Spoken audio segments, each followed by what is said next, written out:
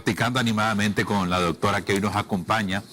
Vamos a hablar de la composición corporal en 5 componentes. Está con nosotros la doctora Helen Araya, nutrióloga, para darnos esta información valiosa. Si sabemos cómo estamos compuestos, a lo mejor vamos a poder tratar mejor nuestro cuerpo. Bienvenido, un placer, doctor, de tenerlo por acá con nosotros. Muchas gracias. Y bueno, como estábamos platicando sobre la composición corporal, existen diferentes formas y la más práctica es hablar sobre la de los 5 componentes en donde dividimos el cuerpo en 5. Es una división anatómica. Ajá. Lo dividimos en piel, tejido residual, músculo, hueso y vamos con la grasa. Ajá. Entonces ahí tenemos los 5. Piel, piel, grasa, músculo, tejido agua residual. No. Ajá. El problema del agua es que más o menos nuestro cuerpo está compuesto por 70% agua. Ajá. Entonces no es como útil decir, tengo tanto de agua. Ajá. Exacto. Okay. También hay otra forma de medirlo, que es la molecular, que va a agua, cuánto tengo de hidrógeno, cuánto tengo de carbono, pero ¿para qué? O sea, práctico no es. Entonces, en lo personal, a mí me gusta hacer el de 5 componentes, que consiste en dividir el cuerpo en esos 5 componentes. Hueso, grasa, músculo, tejido residual, que viene siendo toda la víscera, y obviamente, pues la piel, que influye, ¿verdad?, en toda nuestra composición corporal. Entonces, ¿en qué consiste esto?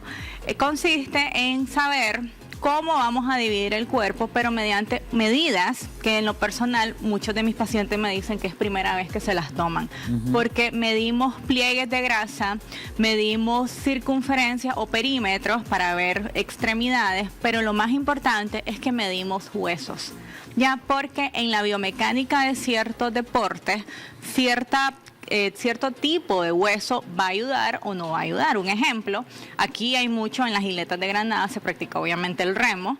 ¿Y quiénes son los que les va mejor? ¿Quiénes son los que van a llegar a las Olimpiadas? Pues los que tienen antebrazos más largos. Y esto solamente lo hacemos a través de la medición de los huesos. Como estábamos viendo en las imágenes, y esto también influye no solo estos son atletas de élite. Ajá. Entonces muchas veces uno dice, ahí está como raro, ¿verdad? Porque ahí está un gordito. Ahí hay un gordito, ¿verdad?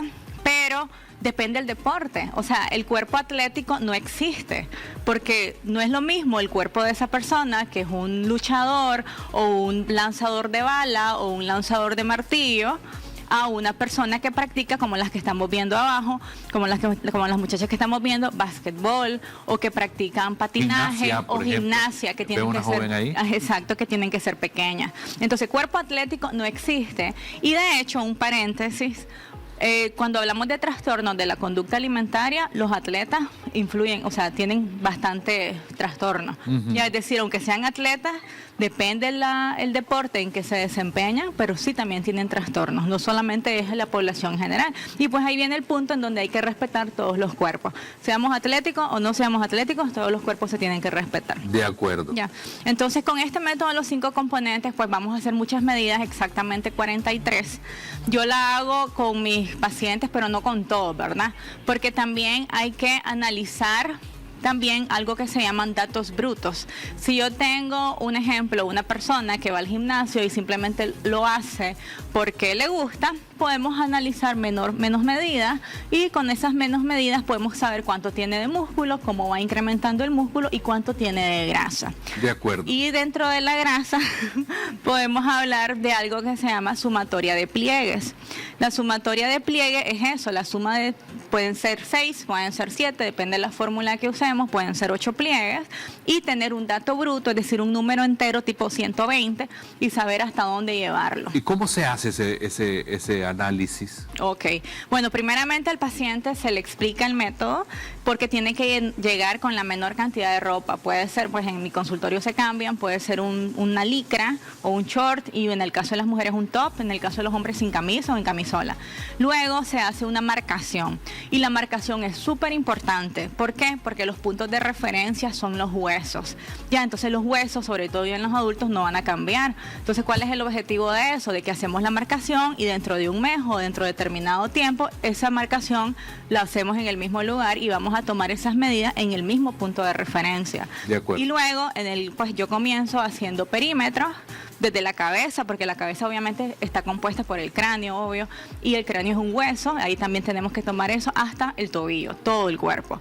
Se van haciendo esas esos perímetros y luego también hacemos medición de huesos con unas reglas especiales porque hay que medir diferentes tipos de huesos, porque ahí viene otro punto. A mucha gente le gusta levantar pesas. Y cuando uno va al gimnasio, mira que hay personas que hacen las sentadillas súper bien hasta abajo y hay otros que no la pueden hacer hasta abajo. Y esto depende del largo de las piernas o el largo de los muslos. Ya, entonces no cualquiera puede hacer una sentadilla hasta abajo. De acuerdo. A como nos dice el entrenador, hasta abajo. Y si no puedo, es algo de la biomecánica de mi esqueleto. Entonces esa es la importancia de saber cómo está distribuido mi cuerpo. O sea, la regla esa de que muchas veces gente en redes sociales te dice la pierna tenés que bajar. Eso no se aplica para todo el mundo, entonces. No. Igual los que hacen press de banca, a veces a quienes se les hace más fácil, a los que tienen los brazos cortos. Exacto. ¿Por Sí, qué? el recorrido Porque es el menor. recorrido es mucho menor. Él es una persona instruida. Sí, sí. Porque el recorrido es menor. Y ahí viene el mito de por qué, de que si un niño levanta pesas, cuando va a ser grande, queda chiquito, y no es así. ¿Qué es lo que pasa? En muchos países, a mí me encantaría que en Nicaragua se haga, se practica la detección de talentos. ¿Y en qué consiste la detección de talentos? Que se agarran a los niños, se hacen todas estas medidas, toditas las 43, desde chiquito, y uno dice, bueno, si este niño tiene 15 centímetros más largo de brazada, que la brazada es la distancia que existen entre estos dos dedos a lo largo, y esos 15 centímetros son mayor que la altura, este niño va a estar bueno, aparte que sea un niño alto, para voleibol, natación o básquetbol. Entonces eso se hace en muchos países. Le hago una pregunta. ¿De pequeño se puede determinar la altura que puede alcanzar un niño? Sí, ya cuando está en la pubertad, eso de los 13 años, podemos hacer 4 mediciones. Peso, talla sentado y peso, talla sentado. Y la edad, ya tenemos las 4. Y con esas vamos a determinar una estatura promedio que puede alcanzar el niño.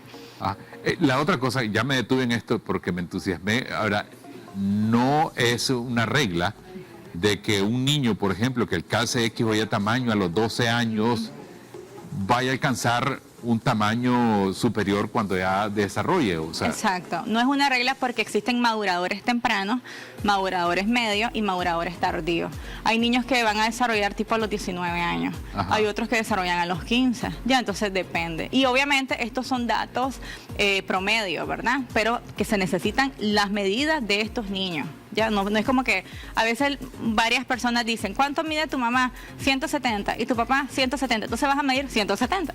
No es necesario, o sea, igual los genes nosotros los podemos ir cambiando con nuestro estilo de vida. Puede ser que sea más. Exacto, puede ser que sea más. Más, puede ser más. Ajá, más. Sí, puede ser más, sí. Otra cosa importante con esto de los 5 componentes es de que todos los métodos de composición corporal son métodos indirectos. El único método directo que al final no tiene sentido es la disección cadavérica. O sea, para yo saber exactamente cuánto músculo tiene, es una disección. Pero el de los 5 componentes se validó en cadáveres.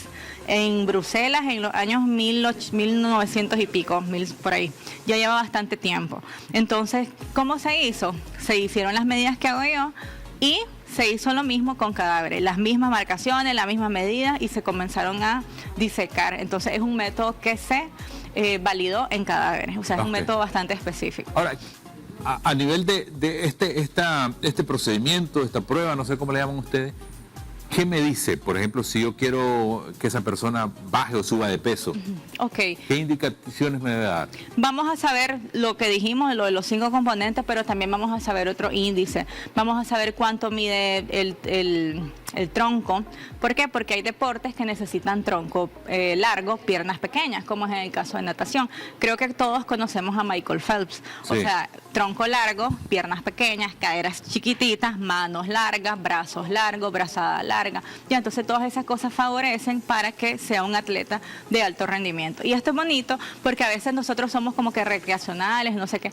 No vamos a hacer ejercicio porque nos gusta o porque queremos estar saludables, pero también si conocemos un poquito más allá de cómo está compuesto nuestro cuerpo, puede que lleguemos a un nivel bastante elevado.